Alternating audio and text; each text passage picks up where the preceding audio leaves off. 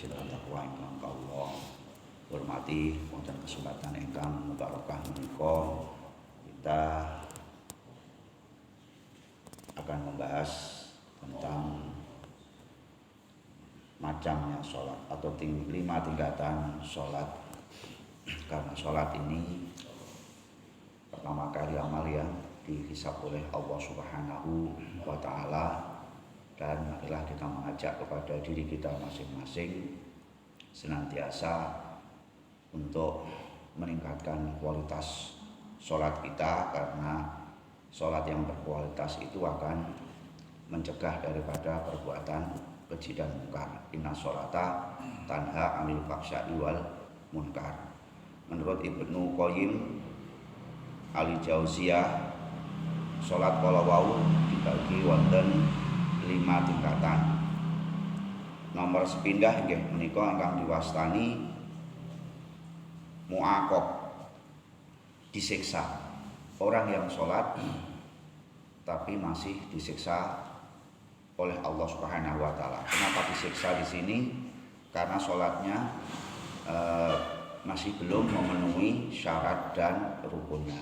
Mungkin wudunya masih belum sempurna, dari rukunnya, syaratnya, atau cara prakteknya wudu tadi belum sempurna. Mungkin airnya tidak suci. Nah, ini tentunya kita harus belajar. Kalau tidak belajar maka tidak akan mengetahui bagaimana cara wudu yang baik, cara sholat yang baik. Juga mungkin disebabkan karena syarat rukunnya sholatnya itu tidak sempurna. Ini diantara 5 tingkatan sholat. Yang pertama mu'aqab, karena sholatnya wudunya kurang memenuhi syarat rukunnya, sehingga sudah sholat tetapi masih disiksa oleh Allah Subhanahu wa Ta'ala. Nomor kalih ingkang diwastani muhasab, dihisab. Yang nomor kalih kalau wau nomor 2 di sini dihisab maksudnya apa? Orang sholat tetapi sudah memenuhi kriteria nomor sepindah, syarat rukunnya sudah dilalui, tetapi ketika sholat masih belum khusyuk. Umpamanya sholat masih memikirkan di luar sholat, kelihatannya kita sholat tetapi pikirannya, hatinya itu belum konsentrasi, belum khusyuk menghadap kepada Allah Subhanahu wa Ta'ala. Karena sholat ini seolah-olah itu Allah itu hadapan kita, tapi masih pikirannya, hatinya masih di luar, masih memikirkan dunia, masih memikirkan pekerjaan, masih memikirkan harta benda, masih memikirkan masalah-masalah yang di luar sholat tadi itu, sehingga sholatnya ini belum khusyuk.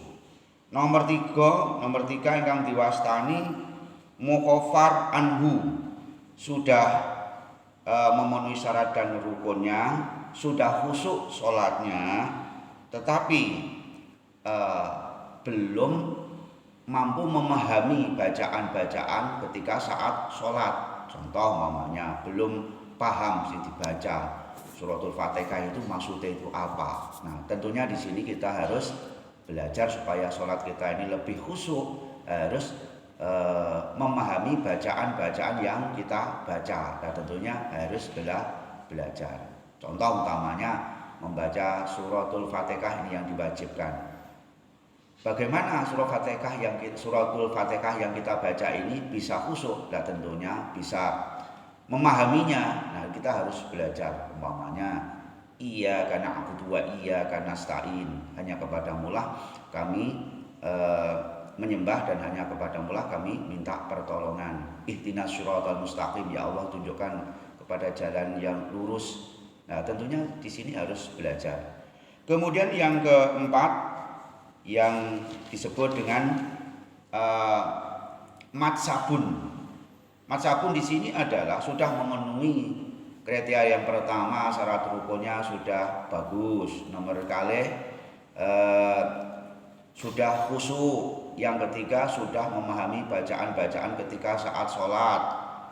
Namun di sini masih ada noda-noda yang kotor di dalam hati kita masing-masing. Apa itu?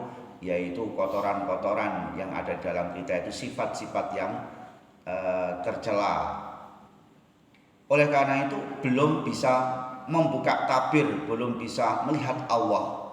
Nah ini yang menyebabkan sholatnya ini belum sampai kepada Allah Subhanahu wa Ta'ala. Namun sudah bagus di sini, yang keempat di sini. Di namanya manusia ya, tentunya kita tidak lepas daripada dosa dan noda, sudah bagus yang keempat di sini. Kemudian yang kelima ini adalah yang sangat bagus sekali, yaitu tingkatan muqarrab min rabbihi, yaitu sholatnya para nabi, rasul, orang-orang yang soleh. Sudah memenuhi kriteria yang pertama, syarat rukunnya sudah bagus, sudah khusyuk. Kemudian yang ketiga, sudah memahami sholatnya dan sudah hatinya itu sudah bersih sehingga seolah-olah sudah bisa melihat Allah Subhanahu wa Ta'ala. Inilah diantara 5 tingkatan sholat yang kita jalankan ini, karena sholat itu yang pertama kali nanti dihisab oleh Allah Subhanahu wa Ta'ala. Dan mari kita berusaha meningkatkan kualitas sholat kita sehari-hari, sehingga sholat kita ini bisa mencegah dari perbuatan keji dan mungkar. Kemudian sholat itu tidak hanya sekedar kita laksanakan 5 waktu sehari semalam, namun setelah sholat ini juga diharapkan juga sholat di luar sholat yang kita kenal dengan sholat daim. Artinya ketika kita saat sholat itu dibawa di luar sholat. Bagaimana badan kita sholat di luar sholat? Contohnya umpamanya kita diberi panca indera mata oleh Allah di luar sholat, ketika kita melihat kemaksiatan, kemudian kita mencegah bagaimana supaya penglihatan kita tidak melakukan kemaksiatan. Tangan kita apabila akan berbuat jahat kepada orang lain, kita cegah karena kita ingat ketika saat sholat ihdinas siratal mustaqim. Kaki kita ketika di luar sholat berjalan menuju kemaksiatan, kita cegah bagaimana kaki kita supaya tidak melakukan kemaksiatan. Kita ingat ihdinas siratal mustaqim. Itulah hakikatnya sholat itu yang berkualitas, yaitu sholatnya yang mampu mencegah dari perbuatan keji dan mungkar. Demikian materi pada pagi hari ini. Mudah-mudahan materi pada pagi hari ini ada guna dan manfaatnya, dan apabila ada kekurangan dan kekhilafan tutur dalam yun agni samudra pangasami wa hum minkum ihdinas siratal mustaqim siratal mustaqim wa hum minkum. Wassalamualaikum warahmatullahi wabarakatuh.